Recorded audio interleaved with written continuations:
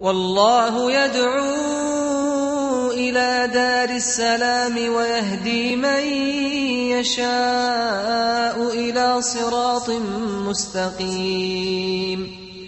Islam is for every race. Welcome to this week's edition of the Beauties of Islam. I'm your host, Yusuf Estes, and for the next few minutes we're going to be talking about one of the many beauties of Islam. And you can visit our website on the internet at www.beautiesofislam.com to watch programs like this and learn more about these beauties of Islam. Today I'd like to continue talking about our relationship with our Prophet Muhammad, peace and blessings be upon him. In previous episodes we've talked already about the other prophets such as Noah and David and Suleiman, Abram and Moses, and also Jesus Christ, peace be upon them. We discovered that, in fact, the people who followed them at their time were the true believers and all people who were entitled to go to paradise. Likewise, Islam is teaching us that today those who know and understand the message that came with Prophet Muhammad, peace be upon him, and follow him will also receive the same salvation, the salvation of going to paradise. Along the way, what we discovered was that there are even details of our lives that are found in the Sunnah. Sunnah means the way of Prophet Muhammad, that are beneficial to us in this life and certainly in the next life. We found that in the Quran the teaching is to obey Allah and obey His Prophet, that He is the example for all of us. He's the mercy to all of the worlds, and also He's the example to mankind to know how to live, how to act, even how to die. And that's what I wanted to speak about today, is this concept of knowing how to live and die. Allah tells us in the Quran that we were created in the very beginning inside of our mothers from something called an alaq. And these were the first verses, the first words actually, that came of the revelation. The Prophet Muhammad, peace and blessing be upon him, was about 40 years old at the time, and he was in a cave meditating near Mecca, in a place called Jabal Nur, or the Mountain of Light. And then the angel came to him, the angel Jibril came to him. This is Gabriel in the English language. And when he came to him, he commanded him in the Arabic language, Iqra! Prophet Muhammad, peace be upon him, just like, what? What do you want me to do? And he said to him again, Iqra! Prophet Muhammad said, La ana biqari. He said, Iqra! Now, what is the Iqra? What does that mean? Now, a lot of people translate that to be the word read. Read. But is it really the word read? Actually, no, it's not. It means something bigger than that. It means to recite, as in reciting from memory. To recite. And what shall I recite? Iqra bismi rabbika alladhi khalaq. Khalaqal insana min alaqa. Iqra wa rabbuka al-akram. Alladhi alama bil kalam. Alamal insana ma lam yalam. And the meaning more or less to the English language is saying that recite in the name of your Lord, who created the human being from a leech-like clot of blood. And that's exactly what we find today is the beginning of a human being. He starts out like this little teeny clot of blood shaped like a leech inside of his mother, inside the raham of his mother, the place of mercy. Recite in your Lord is so generous, who taught man how to use the pen, taught the human beings what they didn't know. And who is this? This is the Lord of the worlds who is speaking to us via this conductor, which happens to be the angel Gabriel, Jibril. Now, when Prophet Muhammad, peace be upon him, comes, he has the revelation and the people are listening to what he's saying, but at the same time, his life itself is an example for us. Consider this. Here are some of the things that he lived. He could preach if he wanted to, but how about live it? So many times we hear people talk the talk, but we don't get to see them actually walk the walk. We hear preachers, for instance, today telling us about not having sex until marriage, and then we find out some of these preachers themselves are doing these things. Now, what kind of an example does that set for our youth? Certainly not anything I'm impressed with. You either. We hear people speaking about a lot of things, but they don't live up to it. The Prophet Muhammad, peace be upon him, on the other hand, I want you to listen to this. He never ever even had a date with a girl, much less even kiss any girl, until he got married at the age of 25 years old. He himself was a virgin, and he married a lady who had been a widow. Her name was Khadija radiallahu anha. That means, may Allah accept from her. She was the first to believe in him as a prophet, and she was the first to support him in his efforts as a prophet. And do you know he was married to her for all those years until she passed away, and he never even looked at another woman. So much so that this is one of the parts, it's a good example for us as men, Muslim men today, that we don't consider anything other than marriage to a woman, and when we're married to her, we don't consider anything else with any other woman. And that's the teaching of Islam, but he lived the example to show it to us. People often want to criticize our Prophet Muhammad and talk about, well, he had so many marriages. But in reality, I'm going to tell you something. It's not like marriages that people think about today. Today, marriages are a matter of convenience to people to get what they want for themselves, their own gratification. It's true.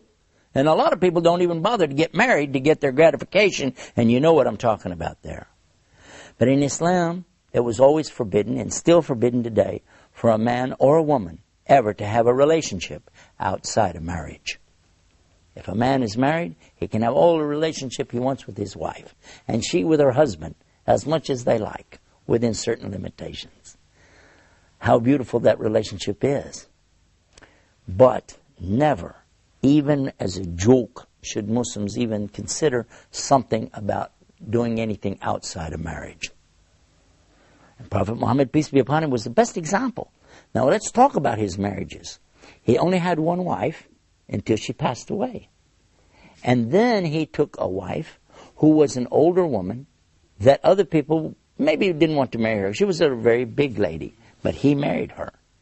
He married a woman who was very old, beyond the age of even having a desire for men, but she needed somebody to care for her, to take care of her, be responsible for her. And he accepted that responsibility. He was offered the marriage of his best friend. His best friend was offering him marriage to his daughter when she was very young. And when we come back from the break, I want to talk about the marriage of Prophet Muhammad, peace be upon him, to his wife Aisha. Stay right there. I know you're going to want to hear this when we come back with more about the beauties of Islam. Islam is keeping up the pace. Islam is for every race.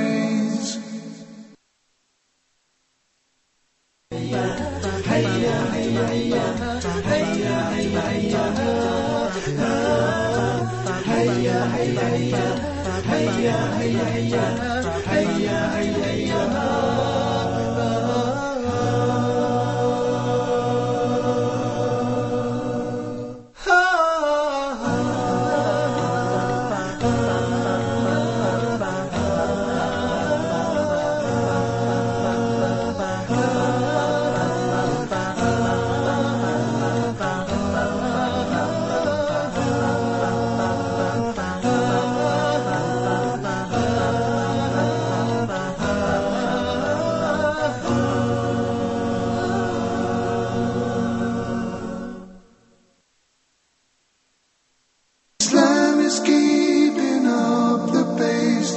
Islam is for every race. We're back and you're watching the Beauties of Islam. We've been talking about the relationship that we as Muslims have with the Prophet Muhammad, peace be upon him. We've discussed how he's the example for us, and we particularly talked about sex life, and we were saying that the Prophet Muhammad, peace be upon him, had never ever engaged in anything like this except in legal marriage to his wife. We left off in the last part of this episode talking about his marriage to Aisha. I'm sure many of you want to know about this. This is the famous story that many people have twisted way out of shape, and certainly something for us to delve into, and I want to at least briefly touch on this subject. People have accused the Prophet Muhammad ﷺ, peace be upon him, of some very illicit actions, especially with regard to this topic. So let us examine exactly what it's really about. First of all, the teaching that we have comes from Aisha herself. Now, all we know about her age is what she said herself. So the first thing we would ask you is, do you believe her? And if you said yes, do you believe her in everything she says or just some things? If she was going to testify in a court of law, would you accept everything she said? Because we would. We'll be the first to accept what she said. But do you know what it was she said? Actually, here's how she presented it. She said she was outside playing in the dirt with her toys, with her friends, whatever. Her mother comes to her. Now listen carefully. Her mother comes to her and tells her, let's go inside the house. So they go inside. Now, when she gets inside, she finds her father is there. Now, so far, mother and father. Got it? And her father is offering her in marriage to Prophet Muhammad, peace and blessing be upon him. Understand clearly, it was not the Prophet Muhammad, peace be upon him, that came to them saying, hey, I need a wife. It was the other way around. They were coming to him and saying, look, we would like it very much if you'd consider marriage to our daughter. Because this was known to be a custom of the tribes at that time to offer their young daughters, even when they were first born, to offer them in marriage. That when the child is old enough, take the child and that's your wife. But what we found in Islam is something amazing. In chapter 4, verse 19 of the Quran, Allah clearly says, O you who believe, you do not inherit women against their will. So women could no longer be married off without their own consent, and it's not considered that a young girl, 6, 7, 8, 10 years old, is old enough to make such a choice. Not until she reaches the age of puberty and she has the full mental capacity and maturity to make that decision. That's what we learned from this example. Because guess what? In the rest of the story, she said she went back outside to play. Now, how could anybody get anything out of that except the clear message that they didn't get married at that time? Because she did go back out to play. Now, there's another hadith or story that comes, then she again tells us she was older.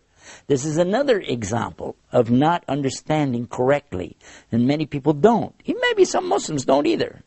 But it's clear this was another occasion because she's older now. And now her mother again comes to her, takes her inside, and her father is again offering her in marriage to Prophet Muhammad, peace be upon him. And guess what? At this time she was old enough, mature enough, and old enough to have children, and she made the decision herself to accept that her father was offering her in marriage, and she said yes, she would like to be married to Prophet Muhammad, peace be upon him. If I stop there, that's sufficient for you and I to realize that this is not a story of something bad. It's a story of something good. Because look at this. She then continues, and I'm going to ask you, if you accept one thing she says, do you accept it all? Because she continues, and she says that it was the best of relationships. They used to run and play together. She said, I used to race with him, and I used to beat him in the races. But then when I got old and fat, she said, got fatter, that he could beat her in the races. And that they used to play, and they had a lot of things they did together. She used to tease him. She used to play games against him. One time she even did something that's mentioned in Quran about telling him honey smelled bad on his breath, and that was out of jealousy. These are many stories we can talk about, but the main thing is to know what was the relationship between her and her husband. And it was such that even after he died, that she continued to be so faithful to him. She never considered ever marrying another man. Even though she was a young lady, maybe in her early 20s, she never considered to get married to any other man. All of her life, she continued to say only the very best about her husband. In her whole entire life, she never said any disparaging word against her husband. In fact, I like for you to think of this. Instead of Shakespeare's Romeo and Juliet, where two young kids go against their parents and they commit suicide, here we have the story of Muhammad and Aisha, who are in love so much that even death didn't separate them, and they had the highest hope for a life together in the paradise. You choose which of the teachings sounds the best to you. For me, it's one of the beauties of Islam. Until next time, peace. Salam. Islam is peace, Islam is ease, Islam is not danger or disease.